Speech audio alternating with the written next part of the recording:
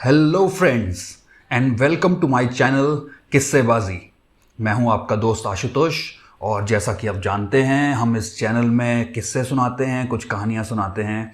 और आज का जो किस्सा है वो बच्चों के लिए नहीं है। ये किस्सा है हमारे पुराने कॉलेज के दिनों का। हो आप लोगों को याद अच्छा लगे, अगर पसंद आए तो please like my channel, subscribe to my channel और हाँ, अपने पुराने कॉलेज के दोस्तों से शेयर करना प्लीज़ ना भूलें। तो शुरू करते हैं आज का किस्सा। ये कॉलेज के दिनों की बात है। नया नया पीने का शौक चढ़ा था और आए दिन शाम होते ही दोस्तों में फुसफुसाहट शुरू हो जाती। फिर मिलौचा होता और अद्धे पौए, नमकीन आदि सामग्री मंगाई जाती। अंधेरा होते ही कॉलेज ग्राउंड के एक कोने में प्रोग्राम शुरू हो जाता था। इस ग्रुप में हर तरह के लड़के पाए जाते थे। हम जैसे कुछ पहाड़ी, कुछ जाट, कुछ बंगाली, बिहारी और हाँ, कुछ गिटार लिए नॉर्थ ईस्ट के बंदे भी साथ देते थे। देर रात तक पीने पिलाने का और गाने गुनगुनाने का सिलसिला चलता और उसके बाद कुछ तो वहीं ढेर हो जाते, कुछ अपने अपने हॉस्टल के रूम्स की ओर जाते और कुछ पराठे खाने घंटाघर की ओर रुख किया करते थे। खैर, शुक्रवार का दिन था। मंडली अपने पूरे जोर में थी कि किसी ने याद दिलाया कि यार आज ही सलमान की नई फिल्म रिलीज हुई है, क्यों ना देखा जाए। बस फिर क्या था, अपने बचे खुचे पैग निपटाए गए और पूरी मंडली ने घंटाघर स्थित अंबा सिनेमा की ओर रुख किया। अंबा एक पुराना सिंगल स्क्रीन थिएटर था जहां खासकर रात के शो में यूनिवर्सिटी के लड़कों के अलावा रिक्शे वाले, ठेले वाले और ऑटो चालक पाए जाते थे। यहाँ स्क्रीन के सामने की 2 पंक्तियों का टिकट 10 रुपए का मिलता था और इस टिकट की बिक्री भी शो से केवल आधा घंटा पहले शुरू होती थी। हम स्टूडेंट होने के खातिर इन टिकटों पर अपना हक समझते थे और खचाखच भरी भीड़ में से ये टिकट निकलवा लाना एक बहुत बड़ी कला मानी जाती थी। आज टिकट लाने का नंबर मेरा था। सबसे 10-10 रुपए इकट्ठा करके मैं भीड़ में घुस पड़ा। कुछ धक्का, कुछ कोहनी चलाकर आखिर मैंने खिड़की में हाथ घुसाई दिया और गंदे गुलाबी रंग के वो टिकट आखिर मेरे हाथ में थे। बिखरे बाल, टेढ़ा चश्मा और पसीने से सना हुआ जब मैं टिकट के साथ बाहर निकला तो ऐसा स्वागत हुआ मानो कोई जंग जीत ली हो। ले 2 कश मार ले, हाथ में जला हुआ सुट्टा पकड़ाते हुए एक दोस्त ने बोला। मैंने भी शान से धुआं उड़ाया और फिर हम ऑडिटोरियम की ओर चल पड़े। स्क्रीन के सामने की दूसरी कतार पे आज हमारा ही कब्जा था। शाम से पी हुई शराब का नशा अभी तक उतरा नहीं था और साथ में 6-7 दोस्त होने की वजह से दिमाग वैसे ही 7वें आसमान में था। उन 10 रुपए के टिकट वाली सस्ती फटेहाल सीटों पर हम राजाओं की तरह विराजमान थे। अब बस अप्सराओं के नाचने की देरी थी। खैर, चिप्स, पॉपकॉर्न और ठंडी कोल्ड ड्रिंक की मधुर आवाजों के बाद पिक्चर अभी शुरू ही हुई थी कि काड़ू जाट ने सिगरेट जला ली। अबे यार, क्या कर रहा है, पंगा हो जाएगा, मैं फुसफुसाया। अबे कुछ ना होता है यार, ये यूनिवर्सिटी का पिक्चर हॉल है, तू फिल्म के मजे ले भाई। भाई ने बोला।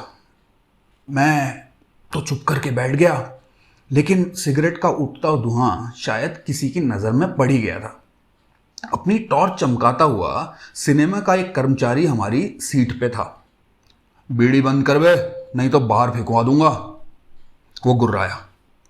बीड़ी किसे बोल रहा साले, विल्स फिल्टर है 2.5 रुपए की, अब जला ली है तो खत्म तो करूंगा, काड़ू जाट ने बोला। कर्मचारी कुछ कम लकड़ियों में फूकने वाला नहीं था। हम जैसे कईयों से उसका रोज पाला पड़ता था। उसने जाट भाई के हाथ से सिगरेट छीनी और जमीन पर फेंक दी। तभी पीछे से पता नहीं किसका हाथ आया और उस कर्मचारी के कान के नीचे जोर से पड़ा। साले, हिम्मत कैसे हुई हमसे पंगा लेने की। बस फिर क्या था, ग्रुप के लगभग हर लड़के ने अपना हाथ साफ किया और उस टॉर्च वाले भैया को सबने 2-4 लगाए। टॉर्च वाला समझ चुका था कि वो अकेला पड़ गया है और ज़्यादा देर रुकेगा तो और मार खाएगा। वो हमें कुछ गंदी गंदी गालियां देता हुआ वहां से निकल चला। हमारे सीने तने हुए थे, गर्दनें अकड़ी हुई थी और पहले से भी ज़्यादा फैलकर हम वापस अपनी कुर्सियों में थे।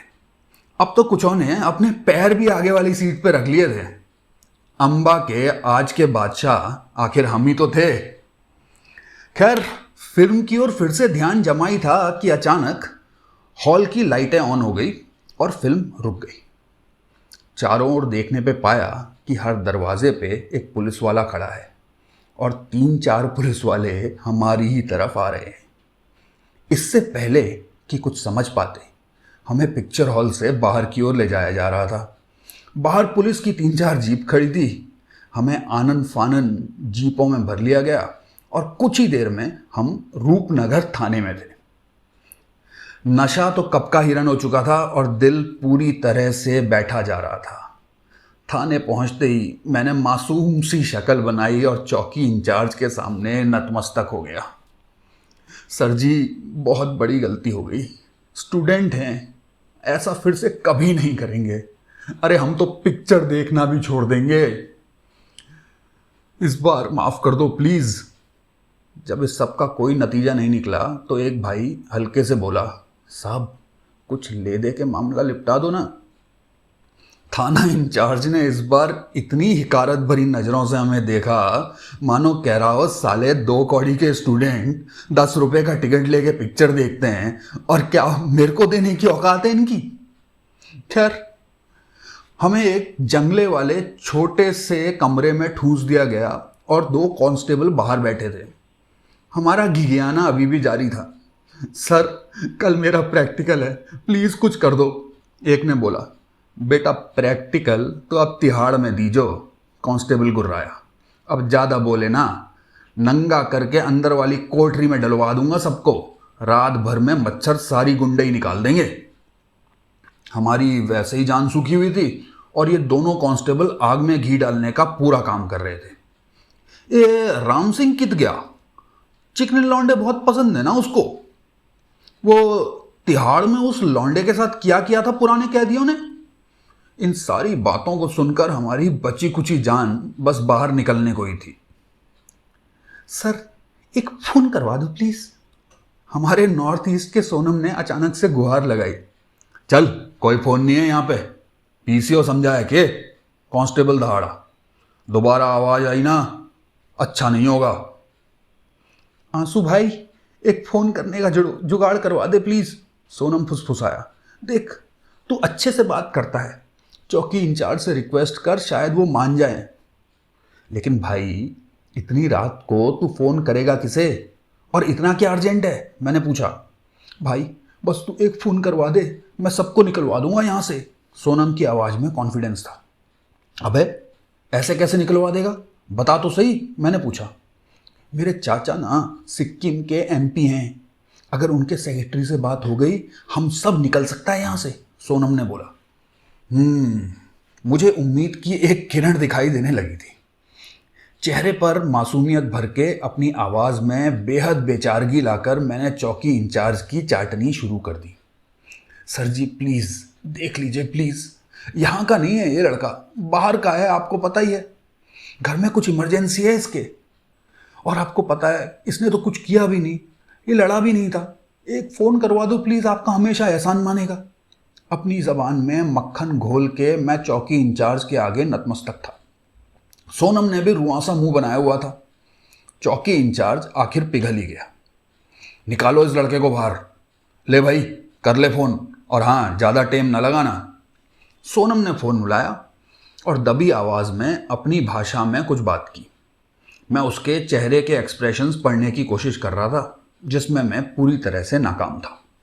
खैर, अपनी बात पूरी करने के बाद सोनम वापस हमारे कमरे में था। अरे क्या हुआ, कुछ तो बता भाई, मैंने बोला। बहुत डांट पड़ी है और बोला है वापस सिक्किम बुलवा लेंगे। अबे यहाँ का बता, क्या होगा हमारा, मुझसे रहा नहीं जा रहा था। हाँ बोला तो है कोशिश करेगा, सोनम बोला। मन में हर देवी देवता का नाम जपते हम उस कोठरी में सेटल हो ही रहे थे कि फ़ोन बजने की आवाज़ आई। चौकी इंचार्ज ने फ़ोन उठाया। हमारे कान केवल उसी ओर लगे हुए थे, लेकिन सुनाई कुछ दे नहीं रहा था। बस यस सर, जी सर, जय हिंद सर की आवाज़ आई और फ़ोन रख दिया गया। थोड़ी ही देर में बाहर खड़े हवलदार ने हमें कोठरी से निकाल लिया और दीवार की ओर मुंह करके एक लाइन में खड़ा कर दिया। दूसरे हवलदार ने अपना तेल पिलाया हुआ लठ निकाला और एक एक करके हम सबके पिछवाड़े में पूरी जोर से एक एक लगाया। उस एक लठ ने हमारी सांसें अटका दी थी। दर्द की एक भीषण लहर पूरे बदन में तैर गई और फिर ऐसा लगा कि निचला हिस्सा पूरी तरह से सुन्न हो चुका है। बेटा, किस्मत अच्छी है तुम्हारी, सस्ते में छूट रहे हो इस बार। लेकिन अगली बार कुछ ऐसा किया ना तो मेरे से बुरा कोई नहीं होगा, चौकी इंचार्ज बोला। अब चलो भागो यहां से। हम सब ने अपने अपने कान पकड़े और ऐसी गलती दोबारा ना करने का वचन दिया।